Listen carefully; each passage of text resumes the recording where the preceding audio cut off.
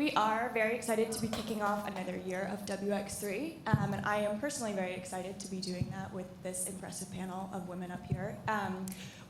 Their titles are obviously on the screens, but I would love to start off by just asking you each kind of spell out for us what your role actually entails, and then we can kind of start to connect some dots between how all of your work overlaps. Want me to go first? Sure. So Melissa Abbott, I manage our Olympic and Paralympic partnerships. So we are the official airline of Team USA and the first and founding partner of LA28. We're super excited about that. So we have, we support the Team USA athletes, para and Olympic athletes, and our partnership is really about bringing it to life internally and externally. So my team sort of oversees everything that all of our divisions do to do that, so to bring it to life for our customers or whether we're doing it internally. And then we have another sponsorship team that does the rest of our sports sponsorships and a team that works on golf. So. Good morning, everyone. My name is Nancy Atufunwa, and I'm Senior Vice President of Client Services at Octagon. I work within our Global Olympic and Paralympic practice, and we support brands like Delta and their strategic activation, hospitality program when it comes to various opportunities in the Olympic and Paralympic movement, whether it's deals with LA28, like we're going to discuss here today, other NOCs like Team Great Britain, brand houses, athlete programs, pretty much the gamut. And so happy to spend time with all of you here this morning. Hi everyone, I'm Julia Kang. I'm a senior director on our commercial partnerships team for LA28, which is the organizing committee for the Olympic and Paralympic Games coming here to Los Angeles in 2028. So save the date, July 14th is our opening ceremony date. So I work with all of our partners, both at the global and domestic level, including obviously Delta and their agencies like Octagon, to really maximize the value of their investment in the partnership and an investment in the rings to really amplify and promote the Olympic and Paralympic movement through storytelling, working across all of our stakeholders with both Team USA and USOPC in Colorado Springs, the IOC, the IPC, NGBs, everyone going on to really hopefully produce and execute games to remember for our community.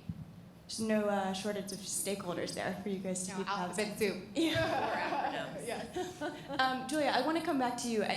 Obviously the topic of today is kind of building these partnerships, but you guys as an Olympic Games are very uniquely positioned in sports, right? It's not a single team or a single sport that you guys are thinking about when it comes to what partners fit and where. Take us back to kind of when you're building the initial strategy for the games, where do you even start? Yeah, so we are still very early on in our journey, I like to say, but we do have team members who've been with the company for about 7 and 8 years already, which is amazing to say, but we're still early on in our strategy. I think our most important piece right now is to ensure that we work with all of our stakeholder partners, including our commercial partners, to really leverage their expertise in the city, in the impact pieces that we're prioritizing. Obviously, our goal is to execute a great games for the athletes who are the heart of our movement and our community in Los Angeles. But our hope and our vision, I would say, in all of this at the end of the day is to really leave a legacy for Los Angeles, a human legacy rooted in all considerations around environmental impact, small and local business, and also really empowering the next generation of youth and the power of sport to leverage that. So I think through our partners, what we really like to do is understand how we can build this together. We're just starting to come out in the community, I would say, this year through our first experiential activations and marketing efforts, which is really exciting for us. But it's a learning and testing opportunity for us, right? So I think over the next 5 years, it's really building those strategies with our partners, leaning into their expertise, working with our stakeholders across, as I just mentioned, the USOPC, the IOC, and the IPC, and other NOCs and OCOGs, learning from Paris and Milan along the way to really ensure that we're able to deliver a great game and experience and hopefully deliver the legacy that we can. Something to mention, LA28, this will be our 3rd Olympics in the city, but I think just as importantly, this is actually our first Paralympic game in the city.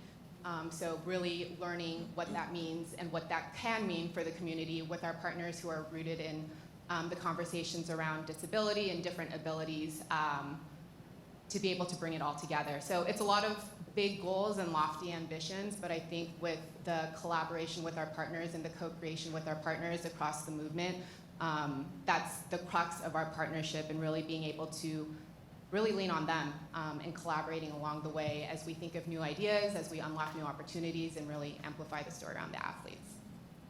So Delta is obviously one of those partners, Melissa, and you guys made a very significant long-term commitment to the U.S. Olympic and Paralympic movement when your announcement was made that you guys were coming on as a partner, an inaugural partner for LA28. How did you guys think about where you fit in the games? Yeah, no, I mean, it's a great question. I think for us, our goals and probably so much of it aligns so nicely with the Olympic and Paralympic movement. So we are all about connecting the world. Team USA is all about, and the Olympics and Paralympics are all about connecting the world through sports. So for us, it's through travel and sports. And I think for that one moment in time, you come together and you put your differences aside, which is what we try to do through travel, right? If you go out and see the world, you understand it better. So for us and this partnership long term, LA is a huge focus market of ours. About 10 years ago, I started in a different role, but similar, to really try to make LA number one. And what did that mean for us? Could that be, passengers carried, revenue? What does that really truly mean? And this partnership will really help kind of solidify some of those goals to really make sure that we cement our position as the number one carrier in LA. Thinking about being a global carrier, we knew that we needed the West presence, and so that's what really got us there. But I think from a true partnership perspective, our goals are just so similarly aligned in bringing the world together that, and the support of the athletes. We have, we support lots of philanthropic organizations. We have 5,000 employees that live and work here, and we support the community. And I think being able to tell the athlete stories is really important. It was something that we did a little bit. We didn't have too much time planning into Beijing just because we had the pandemic and no one was going in person. But for Paris, we're going to spend a lot of time really telling those athlete stories. And for us, it's important to share that the money and the investment that we've put forward is to really helping the athletes achieve their dreams. And it is about the journey. For us, it's a travel journey. For the athlete, it's the journey of how do you get to meet your goals and to win that medal. So that's really a lot of why we did this. And, it's really been exciting. We learned a lot from Beijing and doing a lot more for Paris. I want to ask, how do you think about, right, a lot of what you have discussed are kind of very broad strokes. How do you start to actually implement strategy and decide where you guys fit and how to activate and how to actually make the most of the partnership? And Nancy, I would love if you would jump in here too, because I know you're involved in a bit of that side of it. Yeah, absolutely. It really starts with understanding Delta's, and we'll use Delta specifically here, their KPIs overall as a brand, and from those KPIs, we'll start to look at activation programs that could support that and give it lift, right? So if our goal is one of our goals is to, excuse me, is to ensure that all 90,000 employees touch the Olympic and Paralympic program in some type of way. So what does that look like? That looks like, for us, a robust merchandising program. That looks like a pin program. Excuse me, I have allergies. Which, as you guys know, in the Olympic and Paralympic space, pins are everything. So it's a robust pin program. It's we're looking at doing a travel program for the Paralympics where we'll take a couple hundred employees over. How are they selected? And then additionally, from an external perspective, how do we ensure this partnership is a value add to the Delta customers' experience in life? So what does that look like? That's content on the IFE. Those are the screens on the back seat of your chairs. That's engagement opportunities with the athletes. That is content, exclusive merchandise. surprise and delights. We're going to surprise and delight a few customers to go over to Paris with us during the Olympic Games. Can I throw my name in the ring? Well, you can follow Delta on Instagram and Twitter and Facebook and engage with the content, and we'll start to look at folks from there. But I'm on it. But it's really just focusing on all of our key priorities for this cycle. Delta creates new priorities every year. So our overarching one is to engage the Latino and Hispanic communities. What is that going to look like from an Olympic and Paralympic bend?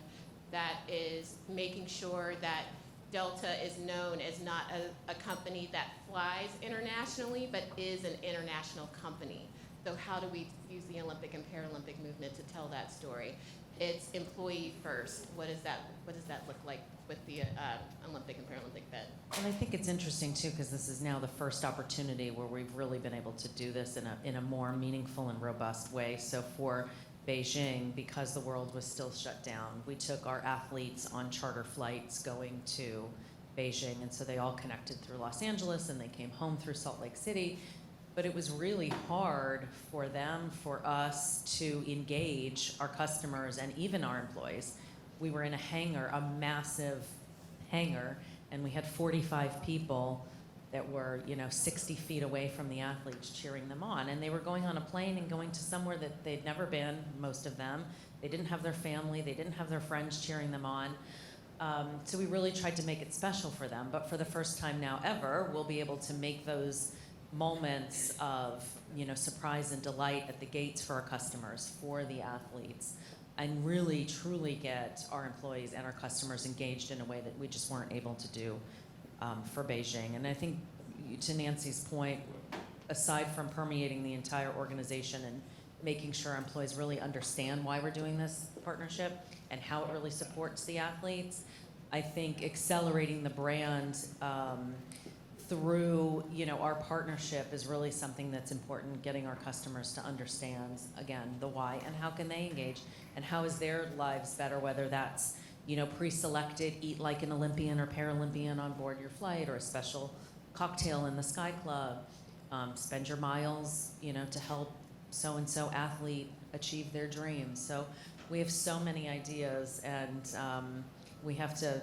tell ourselves we don't have to do all of them for Paris. We've got plenty of time. We're actually kicking this all off next week. Yes. Where we're going to bring all the employees together that will work on this program and get them excited about the extra work that they are about to have. So we have a lot of fun things in store for them. So that will be the moment where we really hone in on what this will look like as we journey to Paris. And how do you think about Paris differently than you think about LA, right? How do you kind of think about the games as you have these individual moments and events, but there's obviously all the time in between and the differences in location, and how do you sort of plan accordingly? Yeah, I mean, we actually need to start doing parallel planning because we are not official games partners for Paris, so our rights are exclusive to the Team USA athletes. So there's not a whole lot that we can do in Paris, but that doesn't mean we won't do things domestically. So we're looking at, do we do customer watch parties where we're bringing our top customers that we're not taking to Paris on a hospitality program? Do we do watch parties here? What does that look like for employees domestically? So when we get to LA, we'll be able to, through and with LA28, curate special platforms like the volunteer program, where we'll have to help secure 60 to 80,000 volunteers and train them, and what does their uniforms look like.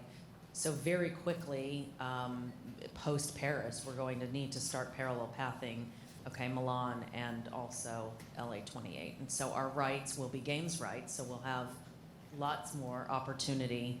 And LA is a great market for us to do that. I think to Nancy's earlier point about the Latino market, I think that it's a really good opportunity for us to tell our story here.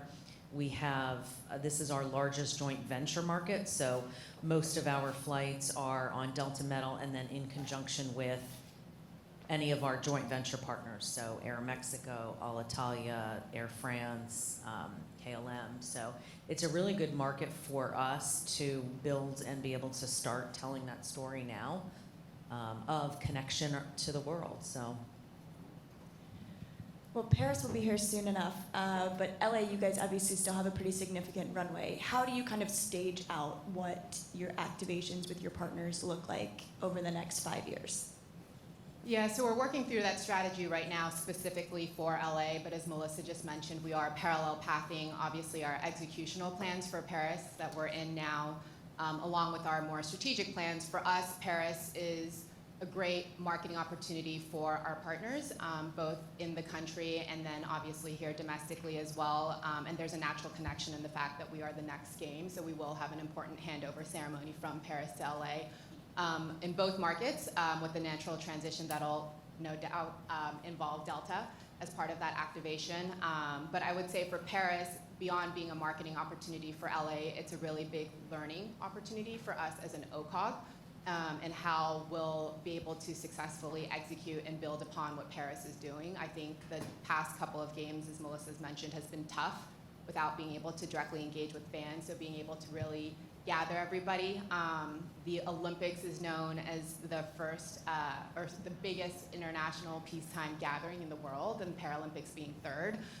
So how do we take advantage of this moment, since really Pyeongchang for this to happen in Rio for the Summer Games. So it's really a big observers and learning program that will happen as an OCOG, and host that along with our partners so that we can really understand what strategies worked well, build upon the campaigns that have carried through Team USA to LA28. And I think the way that we've structured our commercial partnership is a little different than other OCOGs and other host countries. We've combined the rights for LA28 and Team USA, and that allows our partners to really leverage the Team USA brand development over the course of the game so that when we get to LA, there is equity in the partnership and people are aware of Delta having support across all of the athlete stories and then becoming the host country becoming next. So that's sort of what we're thinking through, is how can we use the long runway and the games in order to really build the momentum, and that's a big conversation that we have with the USOPC in terms of a marketing and branding opportunity across the US movement to get everybody excited, engaged, new fans, bring them along the way, and obviously with all of our brands, and especially global brands like Delta that are able to help amplify those opportunities for us is what is important, and hopefully really being able to leave an even bigger legacy for LA28. I'm curious, obviously the Olympics have a very kind of unique setup in terms of rules and regulations around rights and whatnot, and sort of what partners can do. How did the decision to combine the rights that you were just talking about, how does that impact kind of on a tangible basis what you are able to offer your partners, or how they're able to work with you? Yeah, so even, so we do work across both the global group of partners as well as the domestic group of partners, but we do manage it within the US footprint in Team USA. So I would say the opportunities for the partners and what we offer are similar. I think the unique advantage is being able to leverage the Team USA asset as part of your LA28 partnership, and being able to leverage the athlete stories, which is really, I would say, the most important piece of all of this is really amplifying their stories and their journeys and letting them relate to the fans, right? And giving that platform and giving that opportunity. So I think it unlocks even more opportunity to combine those assets. But in a tangible way, for Paris specifically, our in-host country activation will be our Team USA house, which will be open to consumers actually for the first time. It's always been sort of a VIP stakeholder experience. And this is the first year where the USOPC and alongside with our team, you know, we thought it made sense to really open up the experience and engage new fans of Team USA. So that is an opportunity that in the host country, domestic partners haven't been able to engage with consumers before, and this will be a new way of doing that, which is exciting for us. So in the opportunity in the country and what we're providing, it is the same opportunity, and then obviously here in LA, it'll be the same as well. So I think just being rooted in the fact that being able to prioritize the Team USA athlete stories helps the overall momentum that we'll have coming into LA. If I can add a couple of things to Julia's comments, I think what is also unique about LA28 is the Paris Games and LA were awarded at the same time. So it gave LA 2 more years of a runway to really build out what this whole program for them and how they're going to tap into their legacy and leave a legacy, which is super important in the Olympic and Paralympic movement, is how you're going to leave the space better than how you found it. They were given a couple more years, so that's really helped them bring together the Team USA rights in addition to the LA28 rights. Additionally, I think, so this is probably like my 6th or 7th games, not quite sure, have to do the math, but another key difference for LA28 that I think they've done really well is when they're looking at partners to come in, they're really looking at what they've done great. Before, within the movement, you buy rights, it's really the IP, right? The tickets to the dance, and then you gotta go get the dress, the car, the haircut, the nails done, all the things, right? But what LA has done really well is looking at what their partners do really well. So Delta is extreme in customer service. They are one of the best brands to do it. So it's like, how are you training your staff to engage with the customers? That's amazing. How do we replicate that with our volunteer program? So Delta really sits with the volunteer program and the training of it and the execution of it for LA28. Other partners, they're amazing in this component of tech. How do we utilize that knowledge and really make the best in that? So that is one of the biggest differences that LA versus other OCOGs have done, is really tapping into the expertise of their partners to deliver the best games possible. Well, I think that's, in a lot of the partnerships that I have covered, and I know other folks on our staff have covered, that's something we're increasingly seeing, where a deal is no longer just about being able to put your logo on a venue or in a venue or get your brand in front of someone, but figuring out how you can actually work together as partners to tap kind of both of your strengths and make the most of those. Yeah, I mean, I think you want to have folks leave an activation remembering that it was Delta and LA28 versus it could have been any other airline or any other thing. So when we do activations, we really try to make them meaningful and memorable and engaging, not just slapping your logo on something and walking away, because at the end of the day, we're all, not paying attention. So you need to see it at least 8 to 10 times before you remember what it is. So, I mean, even for the send-offs with the athletes, we made that activation. It was for them. It was such a curated experience. We rolled out the red carpet. We had a DJ. We had special meals on board. We worked with the nutritionists from Team USA to say, how can we help optimize their health so that when they arrive, they're well-rested, they're well-hydrated, they're well-fed. I think all of those touch points along the way help to make a memorable experience. Some of those athletes had never been on a Delta flight before and have said that was the best flight they've ever taken. I said, well, don't get used to it because they're not all like that. But you can't always have a charter flight. But I mean, in all seriousness, we really wanted to make it special. And I think that that's what we try and how we approach every activation and event that we do is really what is the value add for the person that's attending? How do they leave understanding a little bit more about the Delta brand and about what it is to be a customer of Delta and how we truly value that and make sure that it is a premium experience throughout. We've talked a lot about figuring out what works and how to fit pieces together. I'm curious though, each of you are leaders in your organizations, and I imagine that there are moments where things haven't worked the way that you thought they would, the way that you wanted to, or they didn't resonate the way that you hoped. What lessons have you found there, and kind of what's the takeaway from a business and a leadership perspective of figuring out what the next steps are when something doesn't perhaps fit the way you thought it would? Yeah, I mean, I think the one thing that we found didn't work as well as we thought that it would was we did a live stream from the send-off back to our employees, and people at that point were so fatigued with tuning in to X, Y, and Z. We got a lot of viewership, but not nearly as much as we thought we would get. And so we're now obviously so excited that the world is open and we can engage them in different ways. But I think it was just on the tail end of that fatigue that we invested a lot just from a manpower perspective to bring that to life. For, we have 85,000 employees, I think maybe 8,000 tuned in. So wasn't great results.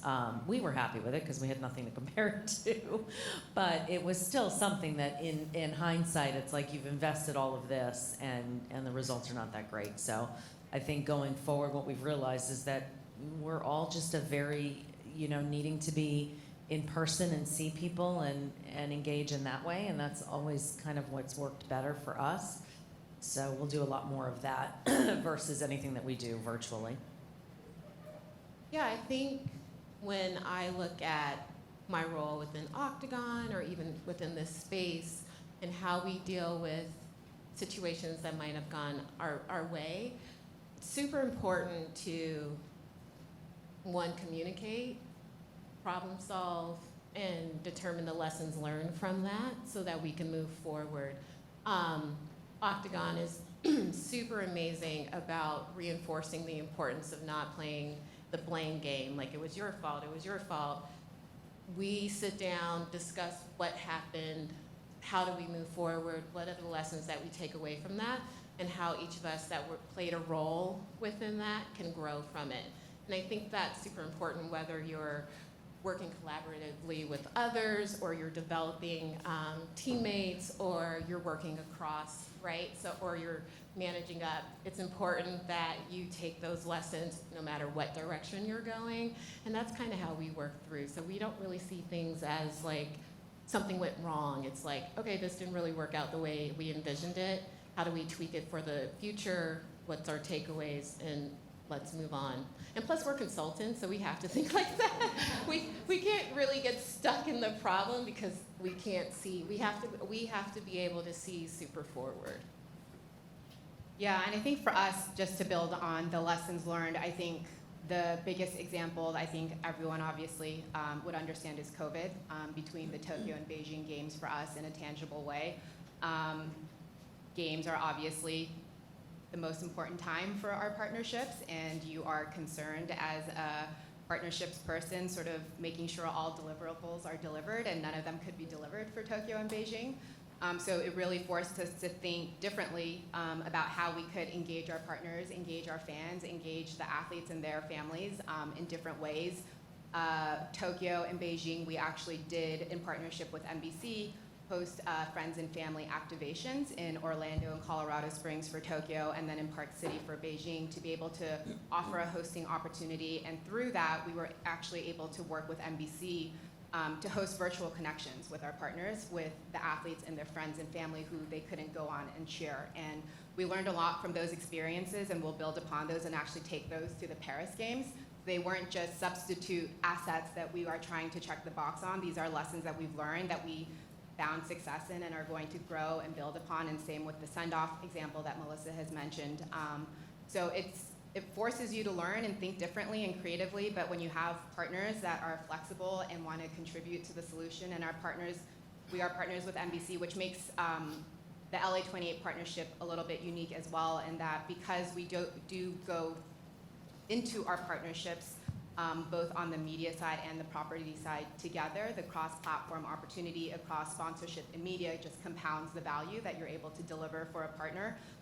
And being able to collaborate together. So I think that was the first time we really activated with NBC in a marketing partnership. Obviously on the sales conversations we had those, but this was delivered in a real way, and we were able to build and expand upon that both domestically and in Paris. So it's sometimes, these challenges that you can get frustrated by end up becoming an opportunity that you might have not thought of before, and being able to connect the athletes with their friends and family really was something I think that touched people in a new way, and also actually connecting the families who are usually separated by sport, going to the competition, and they were all together getting to cheer each other on and learn about the other sports and other athletes. So I think it's sometimes I love a good challenge, so I think sometimes you just have to look at it as an opportunity. Listening to you talk, I'm struck by just how many stakeholders you are managing on a day-to-day basis. I'm curious, between your partners, multiple games, thinking about LA, your athletes, all the stakeholders involved, governing bodies, what does a day in your life look like? How do you do it? Well, there's a big team of us. So I would say for everybody, the priority is definitely the service of the athletes, making sure the games and their experience are great. This is their time to shine. So across all stakeholders, across all departments of LA28, they are my main priority. And then I would say across the team, we are very cross-functional, and because we're so early in the stages of everything, we want to make sure that our communication is top priority for everybody, to make sure we're all building through the same lens and towards the same goal. But there is no typical day. I think sometimes you're on the road doing a client partner meeting. Sometimes you're in Paris, which is great. Having a croissant in the morning before you go to a site survey visit. Sometimes you're on a call late at night at 9 p.m. because you're talking to the Brisbane OCOG, right? The 32 games. Sometimes you're on at 6 a.m. on with the IOC. So it changes every day.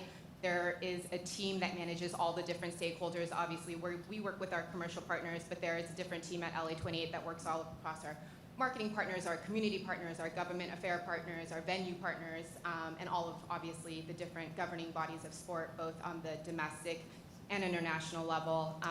But on a daily basis, I would say USOPC right now is key to our plans.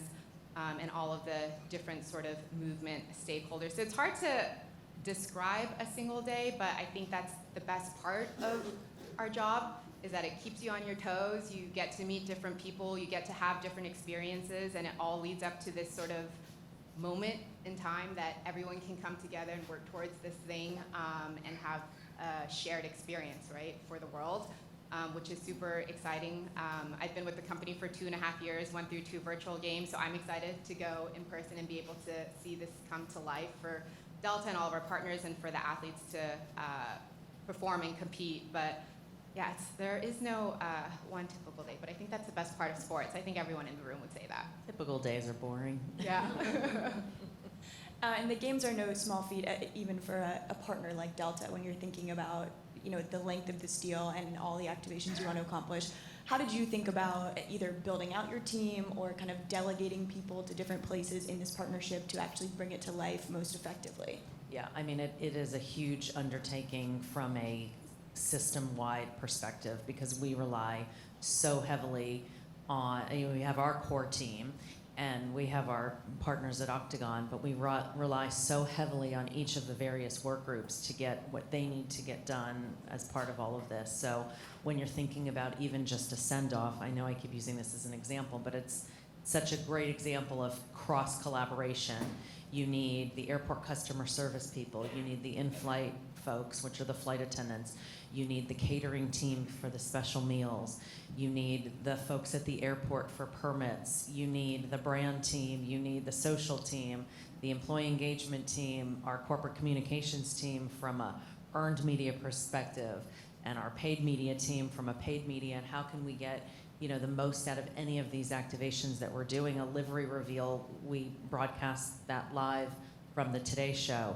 We had our events team working on, okay, when is the curtain gonna drop? When is the DJ gonna start playing his music? To securing all of the talent, working on all of the assets that go into just that one event. And so what we've done, and we're having a kickoff, as Nancy mentioned, in a couple weeks in Atlanta, we've identified each of the stakeholders within the various divisions. So it is their responsibility to sort of bring the Olympic, Paralympic, Team USA movement to life within their respective, divisions. It all funnels up to us. We're at the point where we have to, obviously make sure that it fits from a brand perspective, and that it aligns with what the other groups are doing, because you don't want in-flight to go off and doing one thing and then airport, because it impacts airport customer service and they're unaware about it. So we have to be the conduit between all of these different groups and make sure all of these groups are talking and the communication is there. So it is a lot of like puppeteer with the strings and project managing and making sure everybody is sort of marching in the right direction at the right time with the same goal in mind.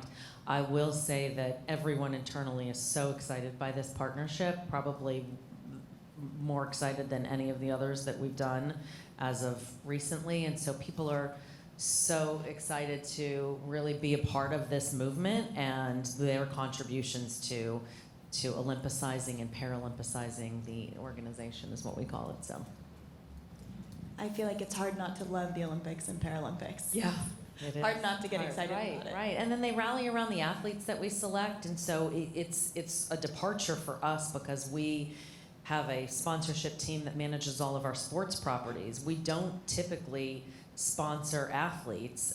If we do, it's usually a one-off situation, or if it's an appearance or whatever. But so for the first time ever, we've selected athlete ambassadors and telling the story of their journey. So I think that's been really interesting for us as well. And I think a good part of all of that is like bringing it together and knowing sort of what happens when and where, and thankfully we have Octagon to help us keep it all together. No small feat. We have a few minutes. If we are going to solicit some questions, if anyone has questions in the audience for any of our speakers or just about kind of the Olympic and Paralympic partnerships more broadly. And while we wait, if you have a question, raise your hand. We have a microphone that will come around.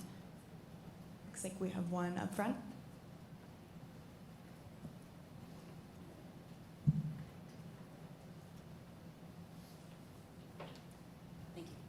Good morning, everybody. My name is Jade McCrary at Sponsor United. I think each of you said something super interesting to me. Melissa, you said you have a sponsorship team who determines the right properties to partner with. Julia, you said that you have a team who determines the right brands to partner with for LA28, and you're the powerhouse behind it. What do you do to decide what's the best partnership? Do you use any platforms? What research do you do? Would love to learn more about that. Yeah, I mean, you want to go first? Yeah. From an Octagon agency support perspective, again, it really drives back to the KPIs of that brand. We want to ensure that we're not putting any of our clients in a situation that isn't a value add to the business, right? So obviously, as someone sitting in the Olympic and Paralympic practice for Octagon, I would love for everyone to, all of our clients to be in this space. But if it doesn't make sense, that could impact Octagon as well, in addition to our client.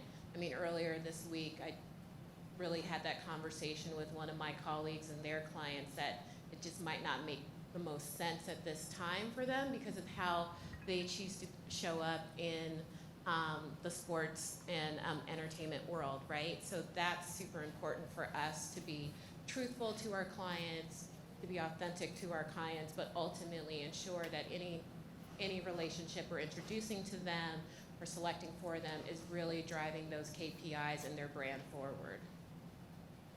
And from us, everything that we do, we look at it through the lens of being welcoming, caring, and elevated. And so if a property is not that, or a sponsorship is not that, then it's not going to be a good brand fit for us. We also look at, to Nancy's point, what is the value add? Do we fit organically with that partnership? Because it could be it could be elevated, caring, and welcoming, but our brands aren't aligned. And so that's why the LA28 partnership was so unique and so I think impactful for what and who we are as a brand, because it is all about connection. And so it was just a natural sort of synergy to where it, it's like a eureka moment of like, this is perfect for us. Yep. And as a property, it's very much the same. It starts with shared values and shared mission in terms of how we do the work, right, in executing the games, and also towards the goal of leaving a human legacy in both senses, I would say. And then beyond that, a little bit to what Nancy had mentioned, it's not just a typical sponsorship marketing opportunity. It is really a partnership and collaboration, and working with our partners as experts, as thought partners, as we build towards the LA28 games. So it's really working with them where, how can we service our athletes a little bit better? How can we make sure that things are running a little bit more efficiently? How can we think through our transportation system, our F&B and concession system, our athlete services system, our medical system, just to make sure that we are maximizing this opportunity for the athletes and for the community. but really thinking through, I would say, those two lenses first. Thank you so much. Thank you for the wonderful question. And thank you to our wonderful panelists. This was a pleasure. I hope you all enjoyed. We'll give you guys a quick round of applause.